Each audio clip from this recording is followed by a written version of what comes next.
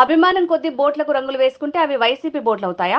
సోమిరెడ్డి చేసే ఇసుక డ్రెడ్జింగ్ వల్ల పెన్నా నదికి పెను ముప్పు వాటిల్లే ప్రమాదం ఉంది. సోమిరెడ్డి వాటర్ బాటిల్ కి ఎక్కువ, ట్యాప్ వాటర్ కి తక్కువ. అలాంటి వాళ్ళు వరదల గురించి మాట్లాడటం హాస్యాస్పదంగా ఉంది అని మాజీ మంత్రి కాకాని గోవర్ధన్ రెడ్డి అన్నారు.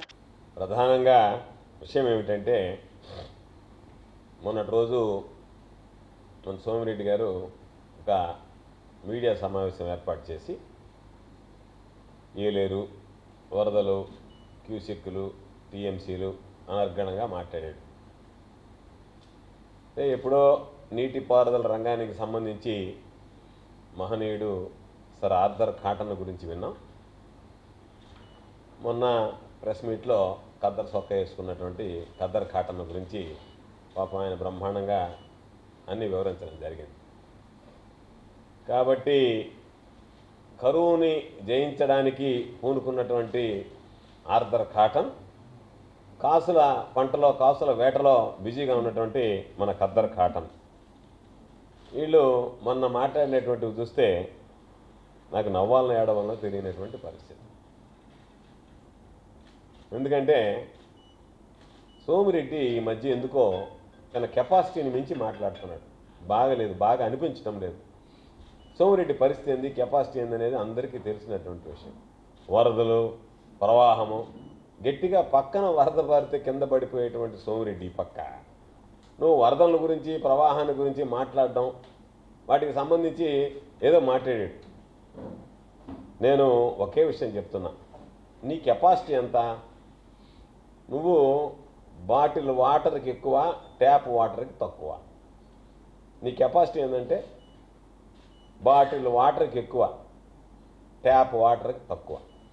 నువ్వు వరదలు ఏలేరు ప్రవాహం ఆ గూగుల్లో మొత్తం అంతా తీసి దానికి సంబంధించి బ్రహ్మాండంగా పక్కన పెద్ద శబ్దం వస్తే ఆ శబ్దానికి పడిపోతే వరద శబ్దానికి నీకెందుకు వరదల గురించి మాట్లాడు? నీకు వరదల గురించి నీ కెపాసిటీ ఎంత?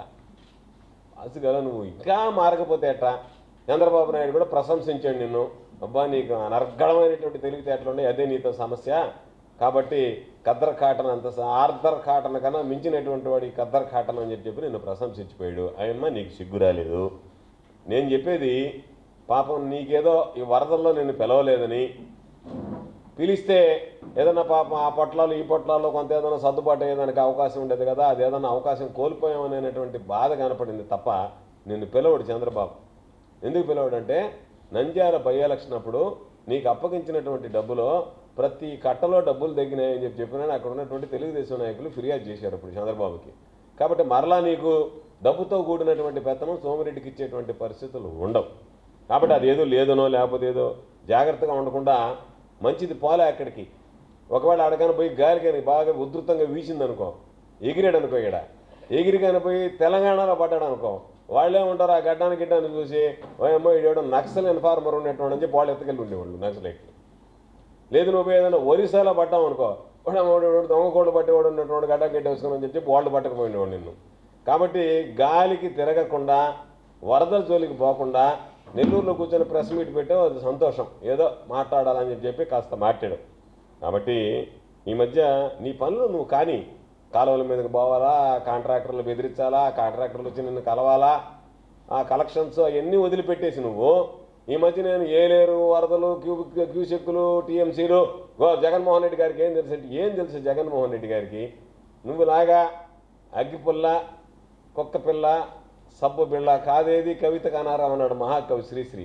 అంటే తమరు ఏదైనా సరే లేవుటా, లేకపోతే కాలువల మీదకి పోయి బెదిరింపులా, లేకపోతే పోస్టులు అమ్ముకోవడమా, లేకపోతే ఇసుక రీతిలో సంపాదించడమా, బల్కర్లో యాష్ కొట్టేయడమా, అటు ఏది కొత్త సిద్ధాంతాన్ని రుజువు చేశాను. ఇది ఏవి కూడా అవినీతికి అనర్హం కాదు, అన్నీ అవినీతికి అర్హమైనటువంటి ఒక కొత్త సిద్ధాంతాన్ని తీసుకొచ్చినటువంటి వాడు నువ్వు.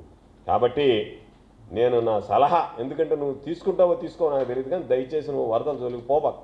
ఆ ప్రాంతాల పరిమితి, ఎందుకంటే చాలామంది నిన్ను నమ్ముకొని ఉండాలి. చాలామందికి లెటర్లు ఇచ్చి ఉండవు, వాళ్ళకి కొంత అడ్వాన్స్ ఇచ్చి ఉన్నారు, ఇంకా కొరవ ఇవ్వలే. ఆ లెటర్లు తీసుకొని వాళ్ళు తిరుగుతున్నారు పోస్టింగుల కోసం. ఆ పోస్టింగులు పూర్తి కాలే ఇంకా. అదేవిధంగా కొంతమందికి పోస్టింగులు ఇప్పిస్తానని చెప్పి అడ్వాన్సులు తీసుకొని ఉండవు. తర్వాత పాపం లేఅవుట్లో పనిచేస్తాను వాళ్ళ దగ్గర తీసుకొని ఉండవు, సూర్యపాలెం వాళ్ళ దగ్గర ఎంత తీసుకొని ఉండవు తెలియదు పాపం ఆ రీచ్ మీద. కాబట్టి వీళ్ళందరూ నష్టపోతారు పాపం. నీ వల్ల నీవేదన్నా జరగడానికి జరిగితే వాళ్ళంతా నష్టపోయేటువంటి ప్రమాదం ఉంది. నీకు అడ్వాన్సులు ఇచ్చిన వాళ్ళందరూ నిన్ను ప్రార్థిస్తున్నారు, అయ్యా ఆయన వరదలు జోలికి బాగుండా ఉంటే బాగుండు అని చెప్పాను.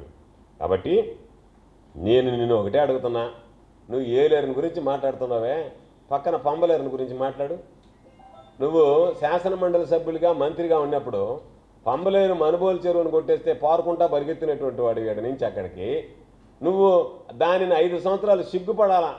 శాసనమండలి సభ్యుడిగా మంత్రిగా ఉండి ఆ పంబలేరు కొట్టకపోయినటువంటి దానికి సంబంధించి శాశ్వతంగా నిర్మించలేకపోయావు బ్రిడ్జ్ అక్కడ.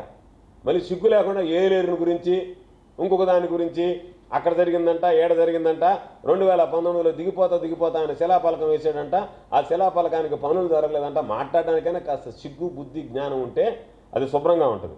కాబట్టి నీ పరిస్థితి ఏంది? సూరాయపాండలో ఒంటరిగా బాలేకపోయావు, ఒంటరిగా పోకుండా అందరిని వేసుకొని పోయినావు. అంత ధైర్యవంతుడు నువ్వు. ఇప్పుడు అక్కడ పరిస్థితి ఏంది? మొత్తం అక్కడ మామూలుగా మిషన్తో డ్రెడ్జింగ్ చేస్తున్నారు. దానివల్ల ఈరోజు సంగం బ్యారేజీకి పెను ప్రమాదం ఉంది. ఏలేరు ఆ బ్యారేజీలు దేనికే, సంగం బ్యారేజీకి తమరి వల్ల వచ్చేటువంటి దాని గురించి చెప్పండి. తమరి వల్ల జరిగేటువంటి ఈ నష్టాన్ని ఏ విధంగా పూడ్చాలనే దాని గురించి మాట్లాడండి. నిద్ర లేస్తే నీ బ్రతుకంతా అవినీతి బ్రతుకు. నువ్వు మళ్ళా ఏదో చెప్పినట్టుగా జగన్మోహన్ రెడ్డి గారిని ఉడతలు పట్టేవాడు. నువ్వు జగన్మోహన్ రెడ్డి గారి గురించి మాట్లాడేటువంటి కెపాసిటీ, జగన్మోహన్ రెడ్డి గురించి మాట్లాడేటువంటి స్థాయి నీకు ఎక్కడుంది? నేను చెప్తున్నాడా నేను నేను నేను ఏంది నువ్వు? అందుకనే వాళ్ళు వదిలేసి ఉన్నారు నిన్ను. ఎందుకంటే ఆ బోట్లు అటు ఇరుక్కొని ఉన్నాయంట. ఒకవేళ నువ్వు తాండ్ర పాపారేడంత ఫిగర్ కాకపోవచ్చు, కోడిరామూర్తి అంత కటౌట్ లేకపోవచ్చు, కానీ గుండె బలం కలిగినటువంటి వాడివి. అసాధారణమైనటువంటి విషయాలు ఎక్కడైనా తిమిరి ఇసుకున్న తైలం దిగుతున్నట్టుగా ఇసుకలో తైలం దిగలిగినటువంటి వాడివి. ఆ బోటు లాగడానికి నేను తీసుకెళ్తే ఏదో ఒక విధంగా ఒక సలహా ఇచ్చి బోటు నువ్వు లాగనైనా లాగలిగే కెపాసిటీ ఉండేవాడు. ఆ ఇరుక్కుపోయిన బోట్ల గురించి నేను సోమశిలకు పోయి మాట్లాడాడు, తిరుపతికి పోయి మాట్లాడాడు. ఆ బోట్లు ఇరుక్కోవడంలో రంగులు వేస్తున్నారు, ఆ రంగులు చూస్తే అర్థమైపోతుంది అని చెప్పాను నేను. నీ తలకేసుకున్నట్టుగా రంగు, నీ గడ్డానికి వేసుకున్నట్టుగా రంగు లేరు. బోట్లు కూడా అభిమానం కొంది రంగులు వేసుకున్నంత మాత్రానే, ఆ రంగు వేసుకున్నంత మాత్రానే నువ్వు తలకు ఒక రంగు గడ్డానికి ఒక రంగు వేసుకుంటే డిఎంకే పార్టీకి చెందినవాడివే నల్లంగా. కాబట్టి నీ తెలివితేటలు, నీ బ్రతుకు, వీటి గురించి మాట్లాడే ముందు వరద నష్టాల గురించి మాట్లాడేటప్పుడు నువ్వు ఏదన్నా ఉంటే సజావుగా సాఫీగా మాట్లాడు.